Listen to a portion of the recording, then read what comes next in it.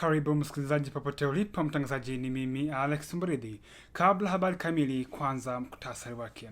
Leo hii tutazungumzia vita vinavyoendelea huko katika milima mirefu ya Kivu ya Kusini, yani Minembwe, ambapo leo hii kuna taarifa zinazosemekana kwamba wanajeshi wanne wa FARDC wameachiwa huru baada ya kutekwa na vijana wa Twirwaneho mwezi uliopita katika mapambano yaliyofanyika huko maeneo ya Kamombo. Bila kupoteza muda, acha tuangalie ushahidi wa huyu mama ambaye ni mmoja wa hao waliotekwa akieleza. Wakakutana na adui, wakaanza kupigana na adui. Ndio wakatukamatia pale, wakatupeleka mpori kwa palikuwa. Kwa mkuu wao alikuwa. Tunashukuru Mungu wakutufanyizia mbaya wala wakututesa. Juu chakula yenye walikuwa nakula ndio yenye sisi tulikuwa nakula. Mlikuwa mnajielekeza watu wakati wote. Ile wakati walitukamata pale ku defense. Sisi ile kule defense kwa wengine kwa walikuwa natutuma. Na wakati mlipofika huko hawakuwatesa wakufanyia vile. Hapana, kutufanyizia mbaya, tulikuwa tuji. Na wanane ambao wamewaleta? Walituleta watu ya Tuwajelong. Mlikuwa wangapi? Wewe na nani? Tulikuwa wanaume walikuwa 4 na mimi mwanamke na mtoto. Sasa una ujumbe gani kwa kundi cha wapiganaji ama kwa serikali?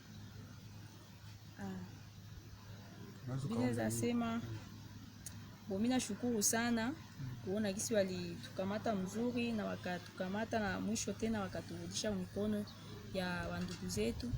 Tunafurahi sana na kitu nao walisema walilomba juu ya serikali ase waache kuingilia vita.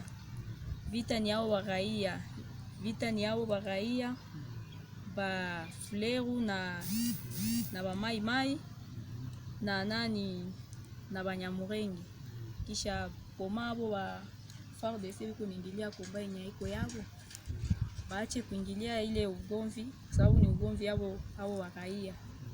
Na wakati wanaanza kupigana hao Banyamurenge na wa Mai wa FARDC wanaanza ingilia katikati, wanaanza kuwapiga tena hao Banyamurenge. Inaonekana hao haiko wakongomani. Ni hao wanajua kama ni wakongomani tu kwa sababu waliishi kule Mikenge. Waliishi kule babu yao presque 70. Walikomalia kule wakazala na wakawazala nao.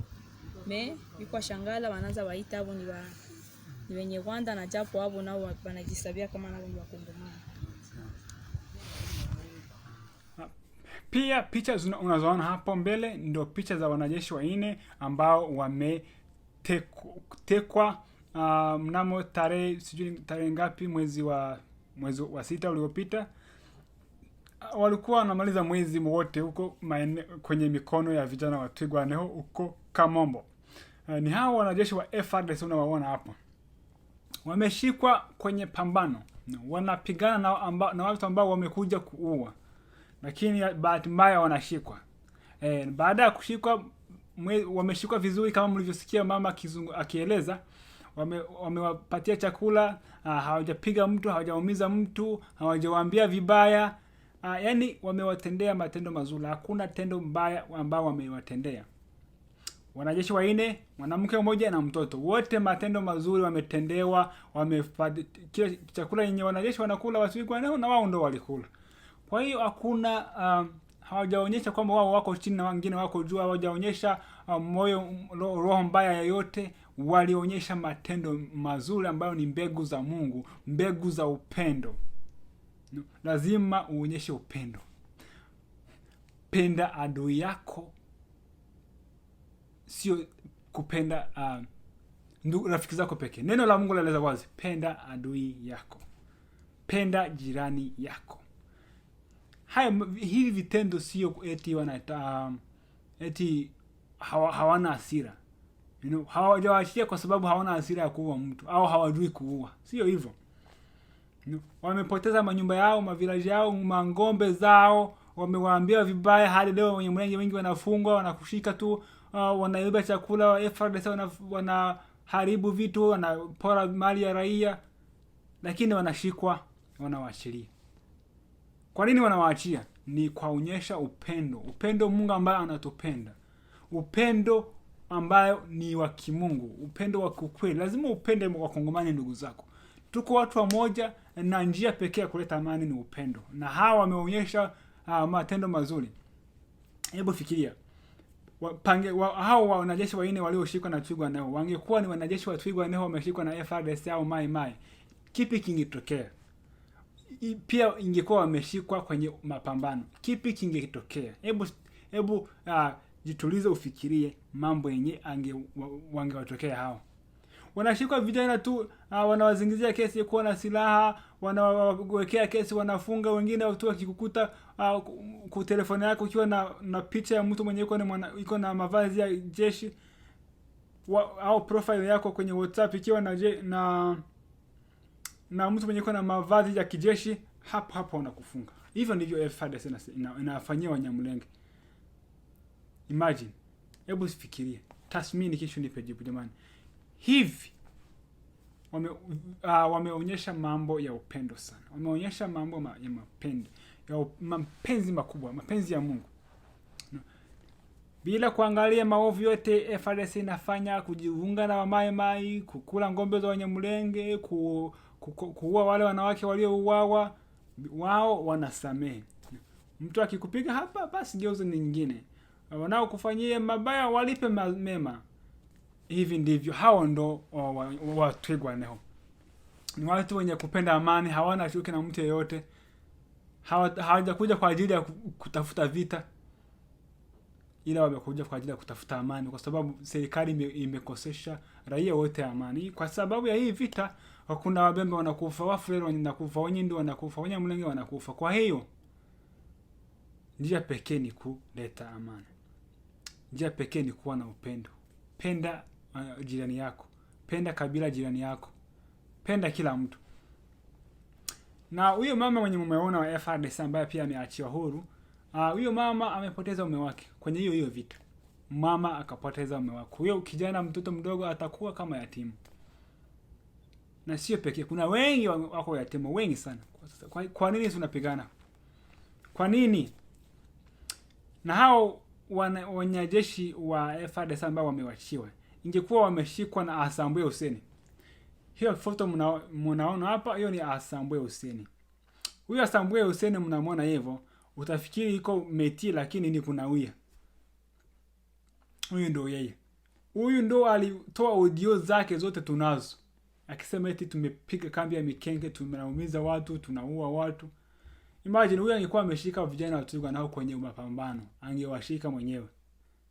Unajua ule mwanzoni, sijui ni mwaka jana, kuna wanajeshi wa raia 5 wa Twirwaneho walikuwa wakisafiri, wakashikwa, wakauawa wote na wa Mai Mai. Na hayo wa Twirwaneho wanajua kila kitu. Hawajasahau, wamepoteza ndugu zao, rafiki zao, wengi wamekufa huku wakiangalia. Lakini wao wanaonyesha kama ni wanaume, wanashika watu, wanawaacha watu, wanaenda zao. Sio kwamba hawana hasira, hawana huzuni, ila tu ni nguvu za Mungu.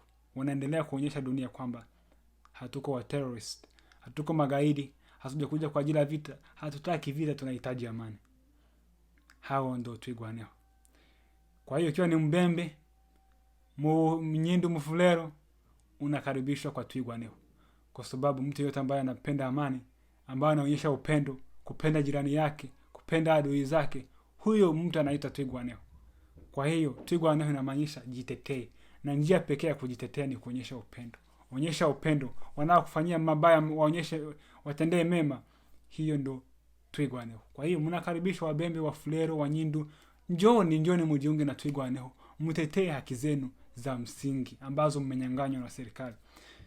Kwa sababu wasiwadanganya, hakuna faida yoyote kufukuza Mnyamulenge. Na ikiwa unahitaji amani ya kudumu, ongea na jirani zako, muishi vizuri, msameane.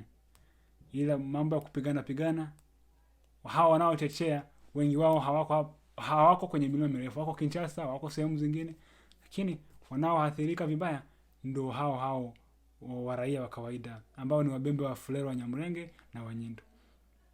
Kwa hiyo jamani, tuwe na amani na upendo. Tuache kuangamiza Wanyamulenge. Wanyamulenge Mungu yuko pamoja nao. Mungu asingekuwa pamoja nao hawangekuwepo, kwa sababu wamevamiwa na serikali yao na makabila mengine jirani. Kila mtu amekuja kwa ajili ya kuwaua, kuwaondoa village yao. Kwa hiyo Mungu yuko pamoja nao na tumeona mkono wa Mungu. Na Mungu sio mambo tu wanaozungumza kanisani. Mungu yu hai, Mungu yupo na tumeona kazi zake. Jamani, Yesu yupo. Ni kweli Yesu yupo. Tunamtangaza yupo. Tumeona kazi zake. Tumeona kazi zake. Anaachiwa mateka. Hizo ni kazi za Mungu, sio kazi za Watigwane. Hakuna mtu ambaye amepoteza ndugu zake kwenye hiyo vita. Hiyo vita kuna Wanyamulenge walikufa. Na walizika hao wa ndugu zao wakiwa na mateka hapo hapo. Lakini hawajawaua. Kwa nini? Hizo ni nguvu za Mungu. Binadamu wa kawaida hawezi kufanya mambo ya upendo namna hiyo. Ila ni nguvu za Mungu. Na hizo nguvu za Mungu zikiwa pamoja na wale wa vijana, Mungu atafanya kazi zake kupitia hao wa vijana. Jamani, nawatakia amani, nawapenda Wafulero, nawapenda Wanyindu, nawapenda Wabembe na Wanyamulenge wote nawapenda, na Wanyamulenge wanawapenda sana. Hakuna Mnyamulenge anawachukia jamani. Msifikirie Mnyamulenge anawachukia. Tunawapenda na tuko tayari kuwasamehe, na ngombe mlizobeba tutawasamehe, kwa sababu sisi ni kabila la Mungu, kwa sababu ni watu ambao wanamjua Mungu. Tuko tayari kuwasamehe. Mangombe mlizokula Asambwe Useni tutakusamehe. Hata kama ulipiga vita kambi ya Mikenge tutakusamehe. Mchowambo tutakusamehe. Saki ya Boshiwa tutawasamehe. Mwache vita, tutawasamehe. Mko watoto wetu. Upendo udumu. Upendo wa Mungu wapita fahamu zetu. Huo upendo ndo tunajifunza sisi wote. Upendo wa Mungu wapita fahamu zetu. Nawapenda sana wote Wakongomani.